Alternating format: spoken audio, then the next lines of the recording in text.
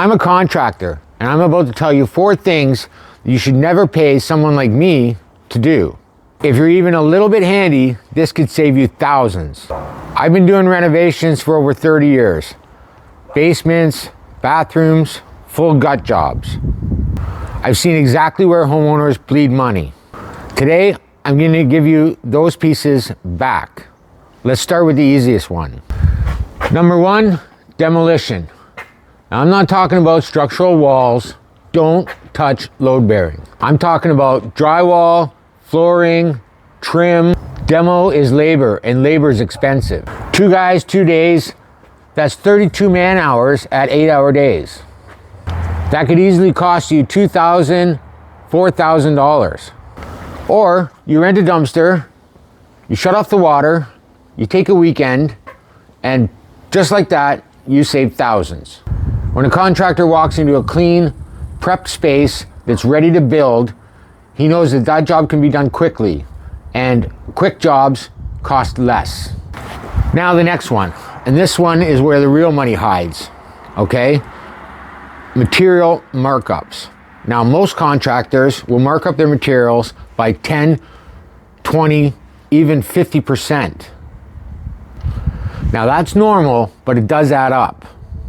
Now let's say your material markup, your material package is $25,000. At an average of 30% markup, that's $7,500. Like, that's a vacation. Now, quick reality check. If you can measure square footage, if you can do any kind of material takeoff, if you can calculate tile, count drywall sheets, and stay organized, I say, buy your own materials. But here's the thing, if you mess it up, that's on you. So this isn't for everyone. But if you're detail oriented, this one alone can change your entire budget. Now the third one is where you step in at the end. Not tiling the shower, not doing any plumbing, and certainly not any electrical. It's painting. Painting takes patience, not genius. Contractors charge serious money for time. 2 days of painting, that's thousands. Let the contractor do the hard stuff. Let them do the structural stuff. Let them do the plumbing. Let them do the electrical. Let them do the tile work. But when it comes to painting, all you need is a weekend, a little bit of patience, maybe a little bit of renovation research, watch a few videos, take your time about it, and within a couple days, you can save yourself thousands of dollars. Same with trim work, if you're comfortable with it. Hanging mirrors, installing a few fixtures. If that's something you're handy with, you can take that piece of the puzzle away from the contractor and save yourself a lot of money. Try and DIY the whole project.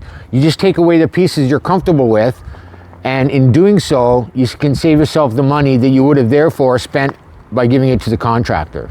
Now, I saved the biggest one for last, because this one saves you money before you even sign a contract. You must have heard this before. Everyone tells you, make sure you get 3 quotes. And that makes sense, but here's the problem with that. By getting 3 quotes, you're left with really no choice at all, because you're gonna get 1 quote that's high, and 1 quote that's low, and you're gonna get 1 quote that's in the middle. So either you take the cheapest quote, which is probably not a good idea, or you take the highest quote, which now maybe you're spending excess money. So that only leaves you really with the middle quote. That's 1 guy, 1 quote. I suggest instead that you get 6 quotes. And I know, before you smash me in the comments, that's a lot of work. 6 quotes, right? 6 quotes is a lot of work. But here's the thing. When you get a contractor to come in and check your work, or check your project and give you a quote, if you tell them, hey, you're 1 of 6, I'm getting 6 quotes, first thing's gonna happen is they're gonna sharpen their pencil and maybe reevaluate their price, because they know they have to compete. The second thing that's gonna happen is you're gonna end up with 6 quotes before you start your project, which means there's gonna be at least 2 or 3 in the middle, at least in the same range, that you can now choose from. So now, you're not choosing based on price, right? You're choosing based on, here's 2 or 3 guys, I'm gonna choose which one I could communicate well with, which one broke things down properly for me, which one has the most skilled guys, the better references, things like that.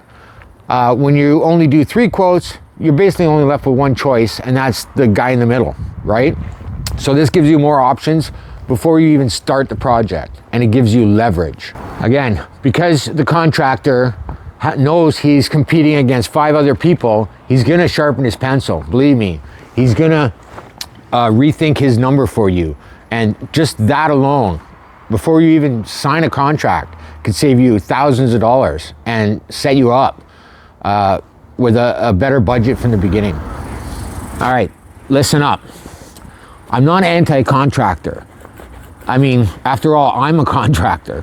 But if you're even a little bit capable, if you're handy, if you're detail-oriented, these 4 things I went over can save you a lot of money, right? That doesn't mean you have to hand over the whole project or do the whole project DIY style. But what it does mean is you can take pieces of the puzzle away from the contractor to save you time and money, right? You give up one weekend and you can save thousands of dollars. You know, it doesn't all have to go to the contractor. Now, the contractor should do the heavy lifting, and if you're hiring a contractor at all, then by all means give him the heavy lifting.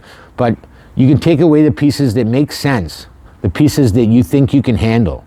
And by doing so, you've now saved lots of money on your budget for maybe better fixtures, better finishes, things like that.